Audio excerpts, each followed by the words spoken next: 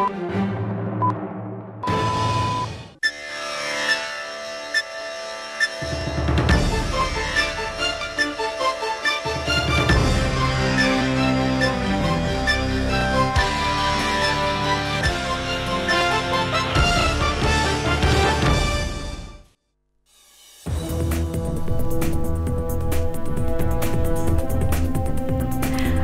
আলাইকুম, স্বাগত জানাচ্ছি চ্যানেল আই সংবাদে। আমি লিদিতা রেজা।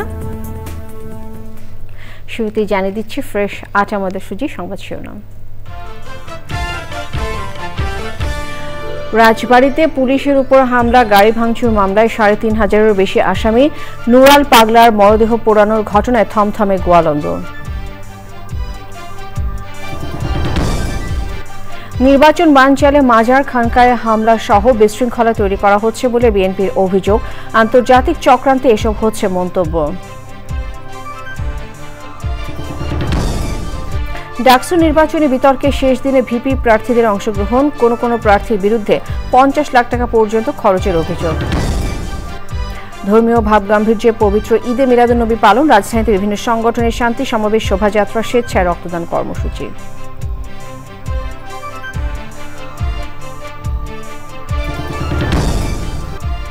সবুজে সাজাই বাংলাদেশ স্লোগানে শরীয়তপুরে প্রকৃতি ও জীবন ক্লাবের বৃক্ষরোপণ ও বিতরণ, পরিবেশের টেকসই উন্নয়নে সহায়ক হবে প্রত্যাশা। এবং টাঙ্গাইলের সখীপুরে ৯ ভাইয়ের সম্মিলিত উদ্যোগ, কৃষি বাণিজ্যের অনন্য উদাহরণ। ৭৫০ একর বাণিজ্যিক কৃষির আয়োজনে প্রয়োজন আধুনিক প্রযুক্তি।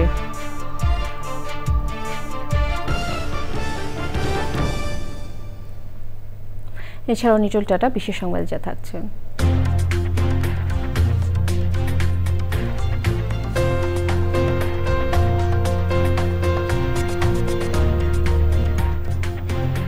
জার্মানি বার্লিনে আন্তর্জাতিক প্রযুক্তি মেলার খবর।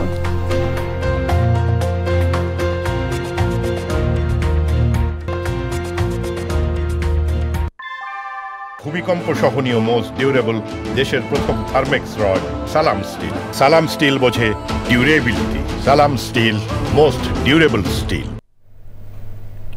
সংবাদ শিরোনামগুলো জানাচ্ছিলাম। এখনকার এই সংবাদ আয়োজন একই সঙ্গে চ্যানেলের ইউটিউব চ্যানেল এবং চ্যানেলের ওটিটি প্ল্যাটফর্ম আই স্ক্রিনে লাইভ স্ট্রিম হচ্ছে।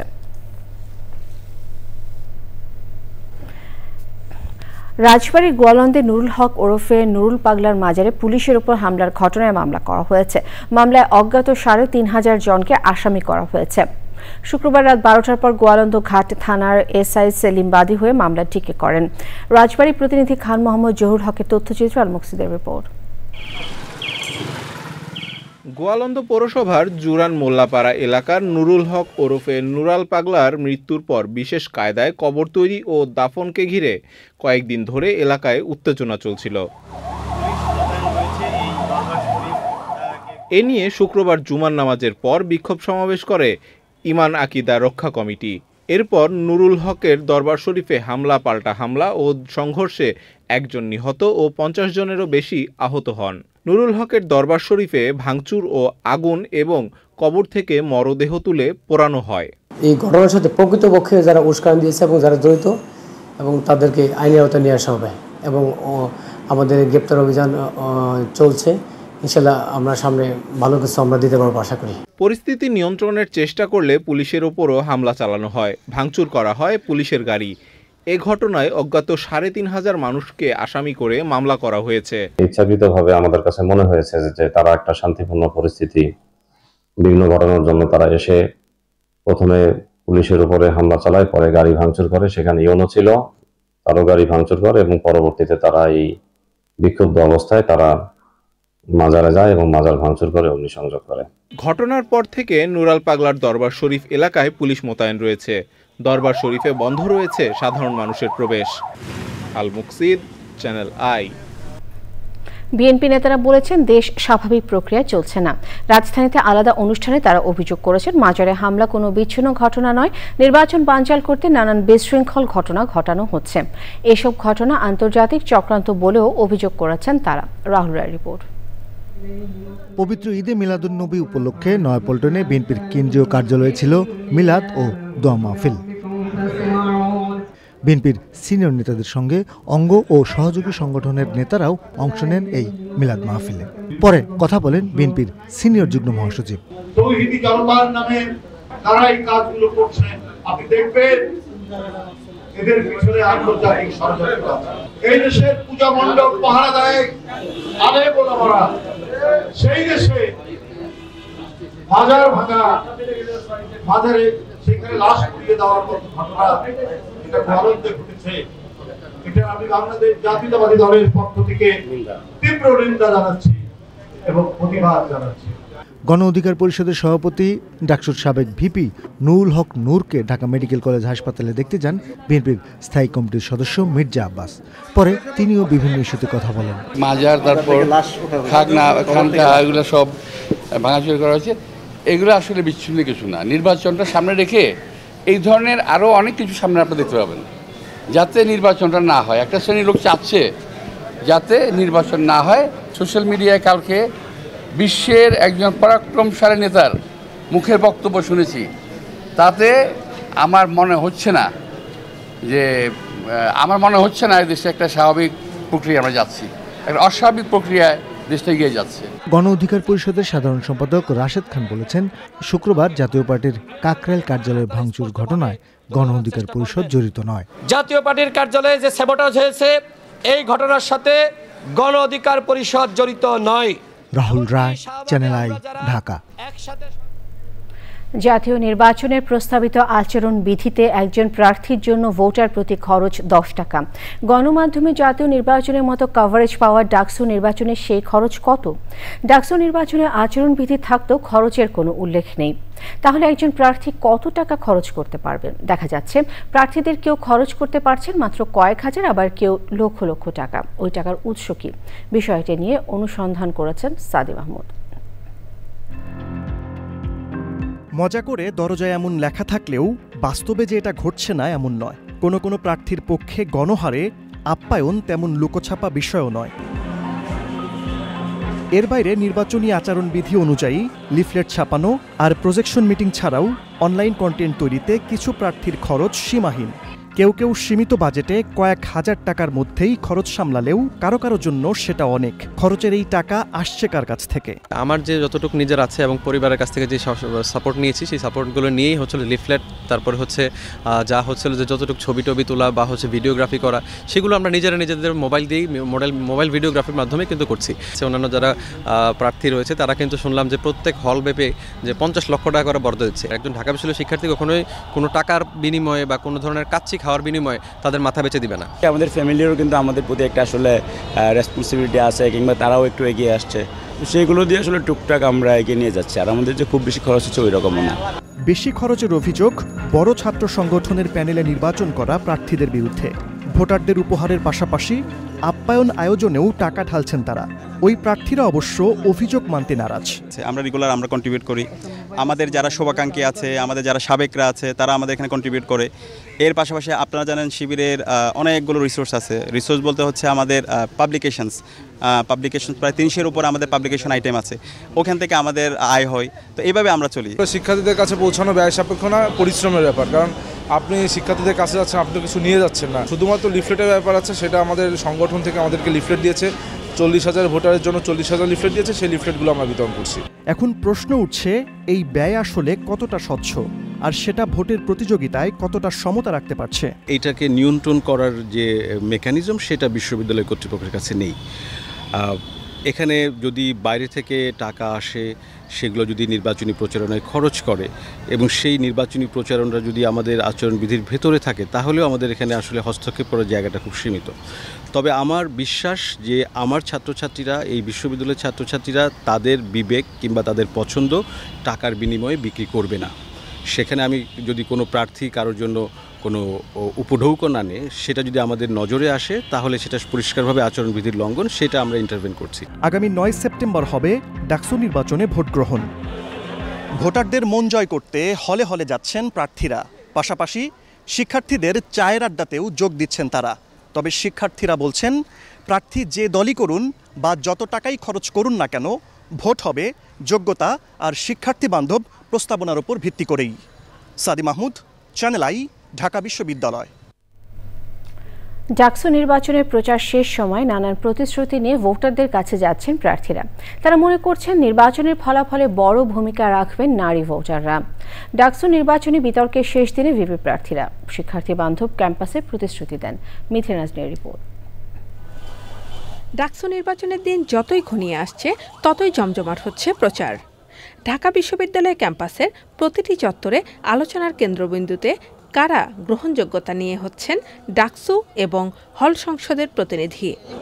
নারীবান্ধব ক্যাম্পাস ও সুস্থ পরিবেশের প্রতিশ্রুতি সহ নানা বার্তা তুলে ধরেন প্রার্থীরা।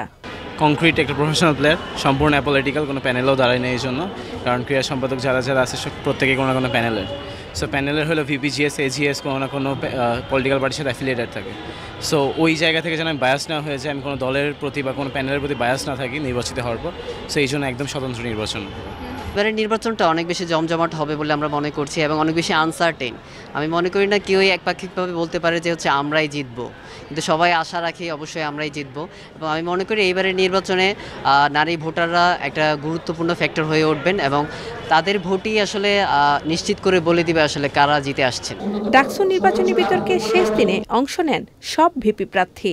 ইনশাআল্লাহ আমাদের প্রথম দাবি থাকবে এবং আমরা এই বিশ্ববিদ্যালয়কে সর্বপ্রথম যে কাজটা করব সেটা হচ্ছে ঢাকা বিশ্ববিদ্যালয়কে একটা পলিটিক্যাল ইনস্টিটিউট থেকে এটাকে একটা একাডেমিক ইনস্টিটিউট করবে ইনশাআল্লাহ। আমরা যতই বলি যে আমরা রাজনীতির বাইরে গিয়ে একটা একাডেমিক বিশ্ববিদ্যালয় গঠন করবে, কিন্তু সেটা কখনোই সম্ভব না। এখানকার রাজনৈতিক সদিচ্ছা যেটা নিশ্চিত করতে হবে, রাজনৈতিক কাঠামো যেটা নিশ্চিত করতে হবে, একজন ভিভারদের কাজ আমি মনে করি এইটাই। ঢাকা বিশ্ববিদ্যালয়ের কোনো ছাত্র সংগঠন যদি নামে বেনামে কোনো হলের রুম দখল করতে চায় তাহলে কি কোনো ধরনের শাস্তিমূলক ব্যবস্থা আছে? উত্তর হচ্ছে নেই। তো সেই জায়গা থেকে এখানে কাঠামোগত সংস্কারের মাধ্যমে কোনো ছাত্র সংগঠন যদি হলের রুম দখল করতে চায় তাহলে সেই ছাত্রের ছাত্রত্ব বাতিল করতে হবে। আমি আমার জীবনে সর্বদা সফল হতে চেয়েছি। আমি যদি এখানে ভিপি হিসেবে নির্বাচিত হই, এখানে সফলতার একমাত্র মূল চাবিকাঠি হবে সাধারণ শিক্ষার্থীদের কণ্ঠস্বরে কথা বলা, এবং সেটা আমি বলে যাব। রোববার ডাকসু নির্বাচনের প্রচারের শেষ দিন, আর 9 সেপ্টেম্বর হবে ভোট গ্রহণ। Mithila Naznin, Channel I, Dhaka. ধর্মীয় ভাব গাম্ভীর্যের মধ্য দিয়ে অন্যান্য দেশের মতো বাংলাদেশেও পালন করা হয়েছে পবিত্র ঈদে মিলাদুন্নবী। এ উপলক্ষে শান্তি সমাবেশ, শোভাযাত্রা ও স্বেচ্ছায় রক্তদান কর্মসূচি সহ সারা দেশে নানান আয়োজন করা হয়। মহানবী হযরত মুহাম্মদ সাল্লাল্লাহু আলাইহি ওয়াসাল্লামের জন্ম ওফাত দিবস উপলক্ষে রাজধানীতে বিভিন্ন আয়োজন করে আঞ্জুমানে আসাদিয়া নুরিয়া সেয়াবিয়া, নেদায়ে ইসলাম যুব সংঘ, রেজভিয়া foundation, Maizbhandari Gausia hoc committee Bangladesh ও আঞ্জুমান রহমানিয়া মইনিয়া মাইজভান্ডারিয়া সহ বিভিন্ন সংগঠন। পরিবেশ বান্ধব বাংলাদেশ বিনির্মাণে সবুজে সাজিয়ে বাংলাদেশ স্লোগানে শরীয়তপুরে বৃক্ষরোপণ করেছে প্রকৃতি ও জীবন ক্লাব।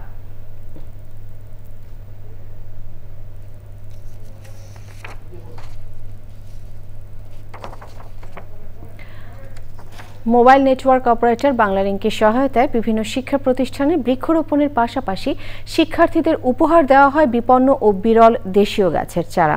এমন উদ্যোগ মাটির ক্ষয় ও নদী ভাঙন রোধ সহ পরিবেশের টেকসই উন্নয়নের সহায়ক হবে বলে বিশিষ্টজনদের আশা। এস এম মুজিবুর রহমানের তথ্য ও ভিডিওচিত্রে আফরোজা হাসির রিপোর্ট। পদ্মা, মেঘনা ও আড়িয়াল খাঁ নদীবেষ্টিত জেলা শরীয়তপুর। অপরিকল্পিত উন্নয়ন, নগরায়ন ও দূষণের পাশাপাশি নদী ভাঙন সহ নানা প্রাকৃতিক দুর্যোগে বিপর্যয়ে জেলার পরিবেশ প্রতিবেশ। পরিস্থিতির উত্তরণে প্রকৃতি ও জীবন ক্লাবের সবুজায়ন অভিযান। সবুজে সাজাই বাংলাদেশ এই প্রতিপাদ্যে শরীয়তপুরে বৃক্ষরোপণ কর্মসূচি পালন করেছে প্রকৃতি জীবন ক্লাব। এই যে শরীয়তপুর, এই শরীয়তপুরে বড় গাছ, ফলের গাছ যখন দেখি সেখানে কিন্তু দেখা যায় প্রায় 40 প্রজাতির পাখি বসবাস করে। এটা বিশাল ব্যাপার। শুধু যে একটি গাছ অক্সিজেন দিচ্ছে, কার্বন ডাই অক্সাইড শুষে নিচ্ছে তাই নয়, সে কিন্তু এই যে বন্যপ্রাণীর জন্য একটা বিশাল আশ্রয়ের স্থল। বড় গাছ, যে গাছগুলোতে ফল হয় সেই গাছের চারা যেন আমরা বেশি বেশি করে লাগাই। আসুন আমরা বাংলাদেশটাকে সবুজে ছেয়ে ফেলি। বাংলালিংকের সহায়তায় বিভিন্ন শিক্ষা প্রতিষ্ঠানে সবুজ উৎসবে শিক্ষার্থীদের বৃক্ষায়নের অঙ্গীকার। আমাদের দেশে যে পরিমাণ গাছ কাটা হচ্ছে সেই পরিমাণে গাছ লাগানো হচ্ছে না। বেশি বেশি গাছ লাগালে শুধু পরিবেশই ভালো হবে না, আমরাও সুস্থভাবে বেঁচে থাকতে পারবো। এই বৃক্ষরোপণ কর্মসূচি যা পরিবেশ রক্ষায় অত্যন্ত গুরুত্বপূর্ণ ভূমিকা পালন করবে এবং আমাদের এই ভালো কাজের ধারা ইনশাআল্লাহ অব্যাহত থাকবে। এই গাছ অক্সিজেন দান করবে এবং প্রাণীকুল অক্সিজেন গ্রহণ করে বেঁচে থাকবে। গাছ লাগালে বিভিন্ন যে নদী ভাঙ্গন আছে, নদী ভাঙ্গন রোধ হবে এবং পরিবেশ সুস্থ সুন্দর থাকবে। এই হুমকির বিশ্বকে আজকে বাঁচাতে হলে গাছ লাগানো অত্যন্ত জরুরি। দেশব্যাপী বৃক্ষরোপণের কর্মসূচি ছেড়ে দেওয়া যায়, তবেই কেবল পরিবেশ বিপর্যয় থেকে রক্ষা পাওয়া সম্ভব। নতুন প্রজন্মের হাত ধরেই সবুজায়নের অভিযাত্রা ত্বরান্বিত হবে প্রত্যাশা বিশিষ্টজনদের। সকলেই এই বৃক্ষরোপণের সাথে জড়িত হই এবং পরিবেশের ভারসাম্য রক্ষায় অবদান রাখি। প্রকৃতি ও জীবন ফাউন্ডেশন পরিবেশ রক্ষায় বৃক্ষরোপণের যে কর্মসূচি গ্রহণ করেছে তা নিঃসন্দেহ উৎসাহবাঞ্জক। এই উদ্যোগগুলো এই ছোট পরিসর থেকে ধীরে ধীরে বড় পরিসরে নিয়ে যায় একটি সুন্দর শরীয়তপুর তথা একটি সুন্দর বাংলাদেশ আমাদের সামনে উপস্থাপিত হওয়া সম্ভব। আশা করি চ্যানেল আই বাংলাদেশের আনাচে কানাচে এই রকমের সামাজিক সচেতনতামূলক প্রোগ্রাম তারা চলমান রাখবে। বাসযোগ্য ধরিত্রী বিনির্মাণে বেশি বেশি বৃক্ষরোপণের আহ্বান জানিয়েছেন পরিবেশবাদীরা। আফরোজা হাসি, চ্যানেল আই। টাঙ্গাইলের সখীপুর উপজেলার আপন ৯ ভাই সম্মিলিত উদ্যোগে বাংলাদেশে কৃষি বাণিজ্যের অনন্য এক উদাহরণ গড়েছেন। টাঙ্গাইলের ভিন্ন ভিন্ন জায়গায় মোট ৭৫০ একর জমিতে তারা গড়ে তুলেছেন বাণিজ্যিক কৃষির বিশাল আয়োজন। বিস্তারিত জানাচ্ছেন শাইখ সিরাজ। জনসংখ্যা বৃদ্ধির চাপ ও মানবসৃষ্ট নানা কারণে সারা দেশের মতো টাঙ্গাইলেও প্রতি বছর কৃষি জমি কমছে। গবেষণা বলছে গত এক বছরে হারিয়েছে প্রায় ১,৪২০ হেক্টর জমি। তবুও এখানকার কৃষকদের উদ্ভাবনী চাষে বেড়েছে উৎপাদন, বেড়েছে ফসল বৈচিত্র্য। টাঙ্গাইলের সখীপুর উপজেলার আপন ৯ ভাই, তাদের ১২ ছেলে সন্তান এবং ১১ জন জামাতা মিলে উদ্যোগ নিয়েছেন বিশাল বাণিজ্যিক কৃষির। আমরাও তো বড় কোনো গৃহস্থ না, আমরা সাধারণ একজন গৃহস্থ চাষি। ভাই এগুলো নিয়ে আস্তে আস্তে আস্তে আস্তে আস্তে আস্তে সব বাইরে নিয়ে আমরা যৌথ বাগান শুরু করে দিলাম। আমাদের ব্যবসা যারা ৯ ভাই যৌথ ব্যবসা শুরু করে এই পর্যন্ত আসছে এবং ওনাদের এই উদ্যোগ দেখে আমরা যারা আমাদের জেনারেশন যারা আমরাও এই পথে আমরা আসি। ২৫ কোটি ৯০ লক্ষ টাকার মতো আমাদের এই খরচ, ৭ লক্ষ গাছ বিক্রি হয় কত থেকে, আর ৩০ কোটি ৫০ লক্ষ টাকার মতো। কলা আর লেবু থেকে শুরু করে নানা ফসল উৎপাদন হয় এখানে। ওনাগো দিক নির্দেশন ফলো করে আমরা যেভাবে চাষ করতেছি আমরা লাভবান। সারের সহযোগিতা বা সরকার যদি আমাদের দিকে তাকাইতো, আমরা এই কৃষিকাজকে আরো সামনের দিকে আগায় নিতে পারবো। বিশাল আকারের চাষাবাদে প্রয়োজন আধুনিক প্রযুক্তি। উন্নত দেশগুলোর সবখানেই বড় ফার্মে গুড এগ্রিকালচার প্র্যাকটিস বা গ্যাপ অনুসরণ করা হয়। এখানে প্রয়োজন উত্তম কৃষি চর্চার সূচনা। আবার প্রমাণ হলো একতাই বল, যেই বল এই খামারগুলোকে প্রতিষ্ঠা করেছে। যিনি উদ্যোগ নিয়েছিলেন তার হাত ধরে আজকে তার প্রজন্ম এবং পরবর্তী প্রজন্ম মিলে এই ৭৫০ একর জমিতে যে বাগান তৈরি করেছেন, এই বাংলাদেশের অন্যান্য জায়গার জন্য একটা অনুকরণীয় হতে পারে। টাঙ্গাইলের ঘাটাইলের সিদ্দিকআলী বাজার থেকে শাইখ সিরাজ, চ্যানেল আই। এই নিয়ে বিস্তারিত প্রতিবেদন প্রচার হবে আজ রাত ৯টার সংবাদের পর হৃদয় মাটিও মানুষ অনুষ্ঠানে। বাংলাদেশের জনপ্রিয় বিজ্ঞাপন প্রতিষ্ঠান মাত্রার ৪০ বছর পূর্তি উপলক্ষে অনুষ্ঠিত হলো দীপ্যমান নক্ষত্র সম্মাননা ২০২৫। বিজ্ঞাপন জগতে ভাষা, কথা, কণ্ঠ, সৃজনশীলতা অবদানের জন্য ১৩ জন গুণী শিল্পীকে এই সম্মাননা দেওয়া হয়। সুজানা হিমু রিপোর্ট। বাংলাদেশের বিজ্ঞাপন নির্মাণ জগতে আধুনিকতা, সৃজনশীল সৃষ্টির সাথে জড়িয়ে থাকা প্রতিষ্ঠানগুলোর মধ্যে অন্যতম মাত্রা। সময়ের পরিক্রমায় প্রতিষ্ঠানটি পূরণ করল ৪ দশক। আর ৪০ বছরের দীর্ঘ এই পথযাত্রায় অসংখ্য সৃজন সহযোগীকে সম্মাননা জানাতে আয়োজন করা হয় দীপ্যমান নক্ষত্র সম্মাননা ২০২৫। সন্ধ্যায় রাজধানীর আলোকি কনভেনশন সেন্টারে এই আয়োজন হয়ে ওঠে তারকাদের মিলন মেলা। মাত্রার বিজ্ঞাপনে কাজ করা ১৩ জন তারকা শিল্পীদের দেয়া হয় দীপ্যমান নক্ষত্র সম্মাননা।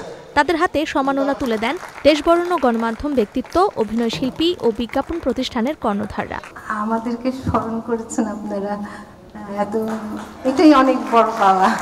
বাংলাদেশের বিজ্ঞাপন জগতে মাত্রার দ্বারা যে নতুন একটা মাত্রা সৃষ্টি হয়েছে, এটা বলাই যায়। এতটুকু আসার পিছনে কিন্তু স্যারের অনেক অবদান করে। উনি আমাকে বাংলাদেশের আধুনিক বিজ্ঞাপন নির্মাণের ক্ষেত্রে আফজালকে আমরা জনক মনে করি। আফজালকে আবারও অভিনন্দন, ধন্যবাদ ও কৃতজ্ঞতা আবারও। আর আইপাচকে সবসময় বলতাম যে তুমি হচ্ছে ওনা যে বিগেস্ট সেন্টার অফ মাত্রার পথ চলা আরো সুন্দর হোক এবং ভালো লাগছে এবং আমি সত্যি অনেক দিন পরে মন খুলে হাসলাম। বিজ্ঞাপনটির কথা আমার এখনো মনে আছে, যদি কেটে যায় পুড়ে যায় ত্বকের যদি কোনো ক্ষতি হয় স্যাভলন করে নিরাময়।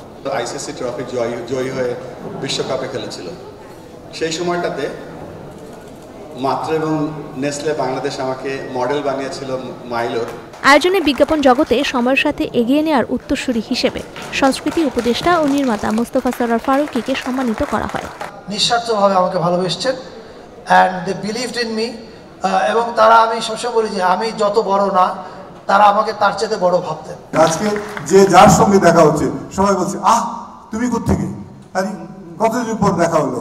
এই যে পাওয়া, যে বিজ্ঞাপনগুলো নির্মিত হয়েছে তার পেছনে যেসব সৃজনশীল মানুষেরা ছিলেন আছে, তারা তাদের যোগ্যতা দিয়ে, সকলের যোগ্যতা দিয়ে এই কাজটি এই মাত্রায় এনে পৌঁছেছে।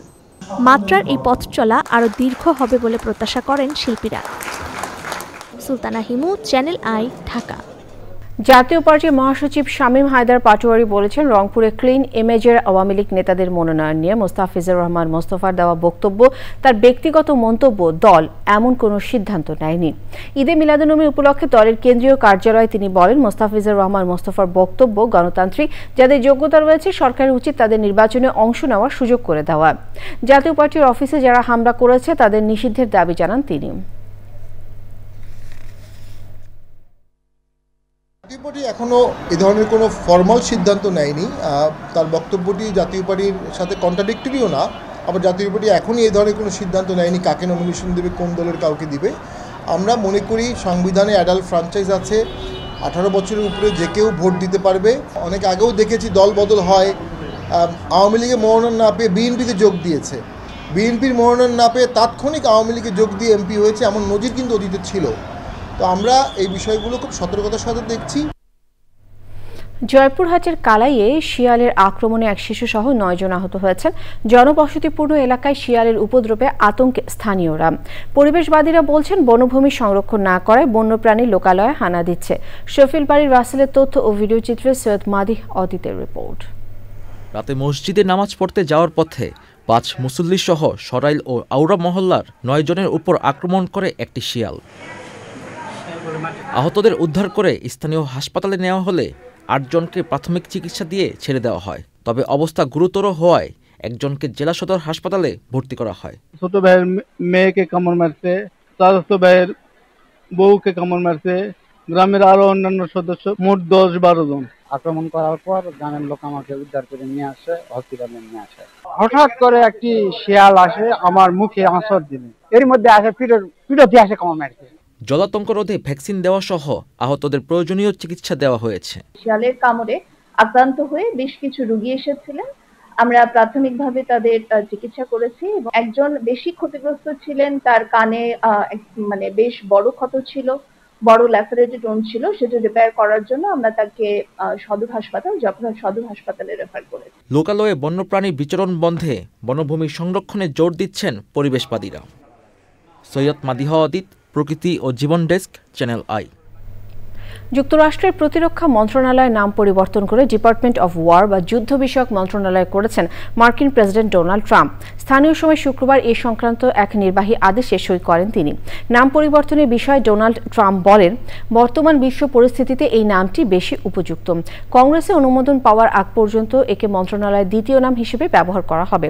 1789 সালে যুক্তরাষ্ট্রের ডিপার্টমেন্ট অফ ওয়ার নামে প্রতিষ্ঠিত হয় মার্কিন প্রতিরক্ষা মন্ত্রণালয়। দ্বিতীয় বিশ্বযুদ্ধের পর 1947 সালে প্রেসিডেন্ট হ্যারি ট্রুম্যানের নাম পরিবর্তন করে রাখেন department of defence. Nitol tata, বিশেষ সংবাদ।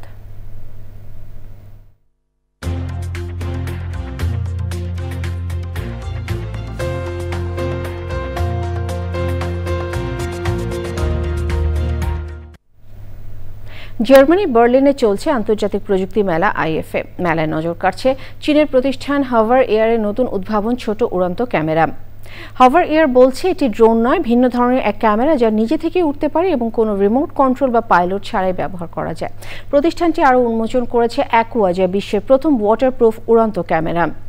এটি পানির উপর ভেসে থেকে উঠতে পারে এবং সাঁতারুদের অনুসরণ করতে সক্ষম।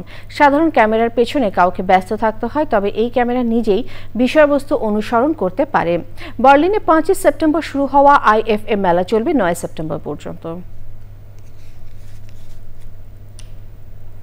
পূবালী ব্যাংক বাণিজ্য সংবাদ।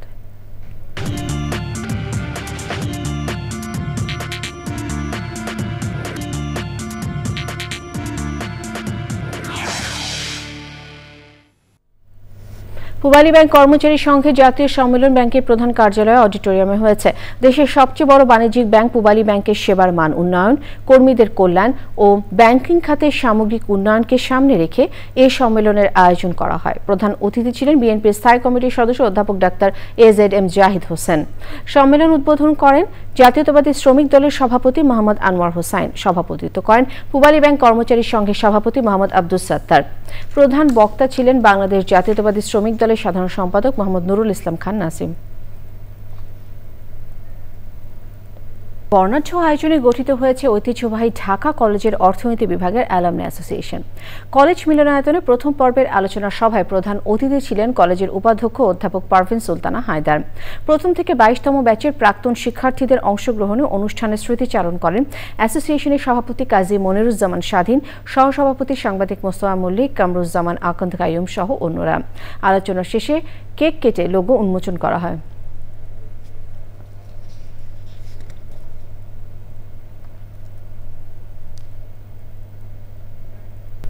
সবশেষে ফ্রেশ আটা ময়দা সুজি সংবাদ শিরোনামগুলো আরও একবার। রাজবাড়ীতে পুলিশের উপর হামলা, গাড়ি ভাঙচুর মামলায় ৩৫০০-এরও বেশি আসামি। নুরান পাগলার মরদেহ পোড়ানোর ঘটনায় থমথমে গোয়ালন্দ।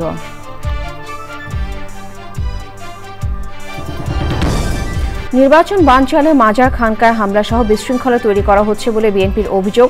আন্তর্জাতিক চক্রান্তে এসব হচ্ছে মন্তব্য।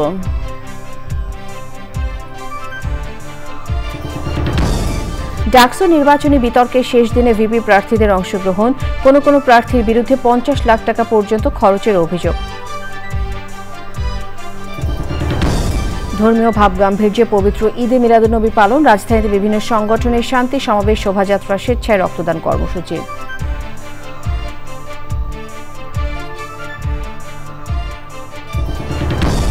সবুজে সাজায় বাংলাদেশ স্লোগানে শরীয়তপুরে প্রকৃতি ও জীবন ক্লাবের বৃক্ষরোপণ ও বিতরণ, পরিবেশের টেকসই উন্নয়নে সহায়ক হবে প্রত্যাশা। এবং টাঙ্গাইলের সখীপুরে 9 ভাইয়ের সম্মিলিত উদ্যোগ কৃষি বাণিজ্যের অনন্য উদাহরণ। 750 একর বাণিজ্যিক কৃষির আয়োজনে প্রয়োজন আধুনিক প্রযুক্তি।